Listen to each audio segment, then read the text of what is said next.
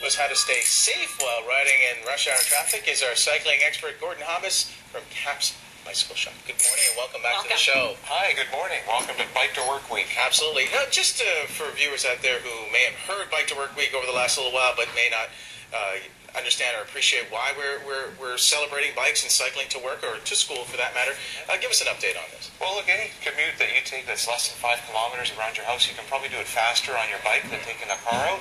So Bike to Work Week is something that Hub organized. That's your local cycling group back in 2007, and it's just going stronger and stronger with more people taking bikes. Excellent. Okay, and? Rules of the road, that's very important. I know my husband's just starting to bike to work. Signals, everything, you have to get reacquainted with what you learned when you were driving. Well, it's you're driving a vehicle, so you have the same rights and responsibilities as any car driver when you're on a bike. Okay. So the basic rules of the road, you want to stay predictable. So ride on the right side of the road, just like you'd be driving a car.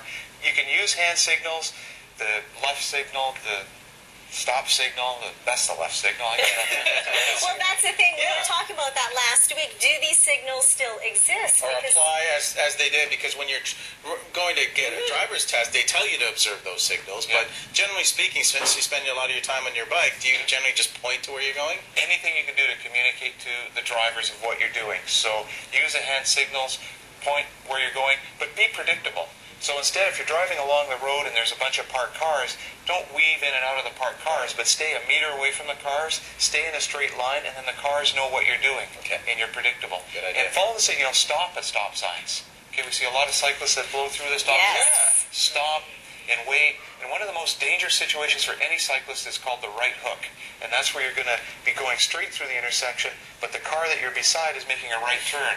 And if you're beside it, you don't see the signal, so that car turns in front of you. And that's one of the most dangerous things. So you got to always be watching out for the other guy. Okay. Well, take us through what you brought in. Hey, this is a fabulous light. No batteries required. Very environmental, very green. Magnets go onto your wheel, and as they pass by these lights, magnetic induction powers them. Flashing or steady models are available. This is the SL120 flashing model. Nice. Very cool. You don't have to remember to turn it on. It's always there. This is wicked. Next right light. I like this one. This goes onto your...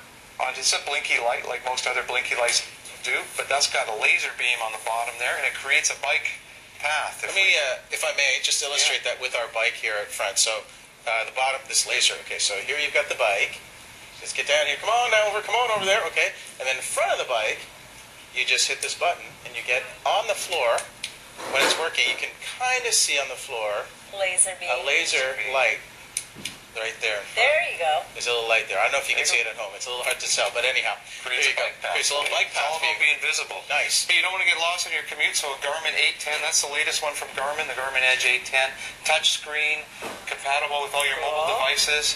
Nice. Your family and friends can follow your ride. You can download maps for anywhere in the world, so get around easily. And this was keeping Anne preoccupied. It's very cute. I got here today on a bike lane, and I didn't have a bell on my bike, and I just about got ran over. Really? So you want to have a bell just to communicate to other people on the bike lane. The seawall, absolute mandatory to have a bell. It is actually part of the cycling city bylaws to have a bell on your bike. Let's talk about Anne's helmet. It's safe on your noggin. Yeah. Well, it's the unhelmet. It's not the aerodynamic racing style helmet, so it's a little bit flatter at the back here. And at the back, there's a special strap where you can click a little blinky light. Oh, good. Right in there, you can put your blinky light, so you've got a light at the top. The more, the better. You don't just need one light on your bike, you need as many as you can fit. Just so people can see you, definitely. You want to put this on? Sure, why not? Well, I'm just modeling everything for you this morning. Reflective vest. Now, sometimes you'll see people wearing a reflective vest and they put a backpack over top of it. Well, put the vest on the backpack, so that people can see that too. Smart. And you brought in some reading material as well. Well, for those that want to explore the rules of the road a little bit more, this is Denny Beams. He's a local author here, and he's put together a book that's going to cover all the rules of the road, best cycling strategies to survive in traffic. Okay. And there's lots of this on the internet, but you can also pick up the hardcover book if you're more like a paper person. Okay. You can do that. Walk us through the bike that you brought in.